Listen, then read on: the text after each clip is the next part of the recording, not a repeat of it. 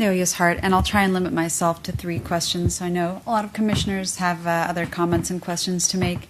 So, point of clarification, I had a citizen approach me and say that the TCAD figures that we're using based for property value assessment are based on 2014 numbers. Is that accurate? Yes. And the reason is it took a lot of the TCAD data, when you get it, is dirty. There's a lot of empty fields. There's a lot of things that aren't filled out. For the purposes of our analysis, we had to have that cleaned up, and that was a long process by the City of Austin GIS. Sure. And we have an inflation. We use actually not the assessed value, but an inflated value called market value, where we inflated it. And if we needed to, we could recalibrate that. But to get a whole new data set from them would require a bunch of new work.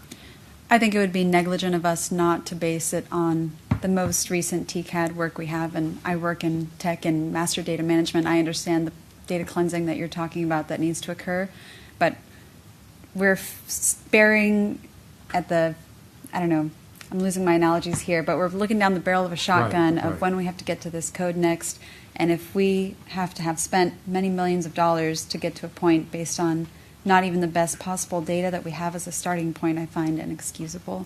And I'm not placing that on y'all, but if this is the forum for feedback, then let's go ahead and make that update and use the most recent data that we have access to. Opportunity area data. So the heat map seems to indicate something that's contraindicated by your report card. So you talk about basically 50% of the high opportunity or of the housing capacity and opportunity areas.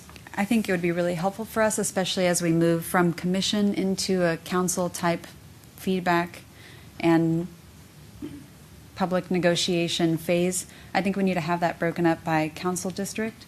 So if we can have all of this data that you have here broken up by housing, by city council district, I think that'll be very helpful for public input moving forward. And the last thing that I want to address is that I heard a lot of lukewarm affordability talk. So we might implement this great suite of tools that we have. We're considering the possibility of greater distribution of, low MFI housing in the high opportunity areas. And I'm not going to even touch the previous comments much.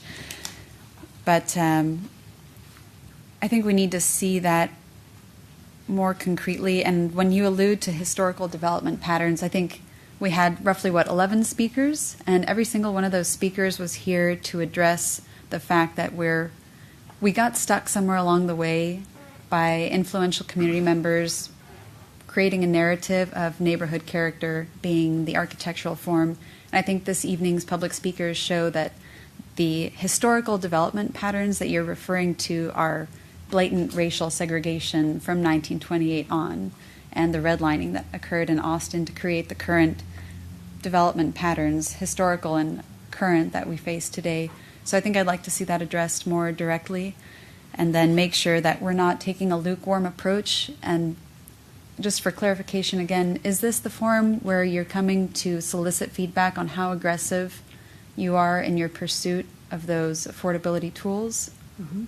Well, it's a possibility that we could look at a scenario where it's applied more aggressively, and we'd welcome that. But the problem is the levers that we would use to do that are not zoning levers. We will be using some zoning levers, which is density bonus. But to get beyond a few more thousand units, we have to apply, as Lorelei suggested, some type of incentive that takes a developer and that makes it possible for them to add more affordable units. So with that, I think the council would have to do it, but I'm sure they'd be interested in what you think. If you want to see what a double, triple, quadruple the number of affordable units would be, we would just do a scenario and tell you what effect each of those tools had, or some of the tools, not all of them. And so they could consider doing that. I mean, I think I speak for all of us, we're not lukewarm about affordable housing, but we are in a zoning code development process, and that's a limited toolkit. It works really well with other things, but it's only part of the toolkit that you would use. So it's only a hammer, and we need a saw and a screwdriver and a whole bunch of other tools, if I need that analogy, to make the vehicle that you want. Absolutely. So I think we need to provide direction as a body to see those scenarios mapped. What is every single tool that we have access to within state law to get the affordability that we need as a community to address the public comments that came before us tonight, that come before us every night, that we see in the cases, that in our caseload when we're not meeting and discussing CodeNext. So to address racial equality, socioeconomic segregation, we need to see the most aggressive modeling possible. That may not be where we land, but we need to see what that scenario looks like to have an informed conversation. So I really look forward to seeing that. Okay, thank you. Commissioner Schisler?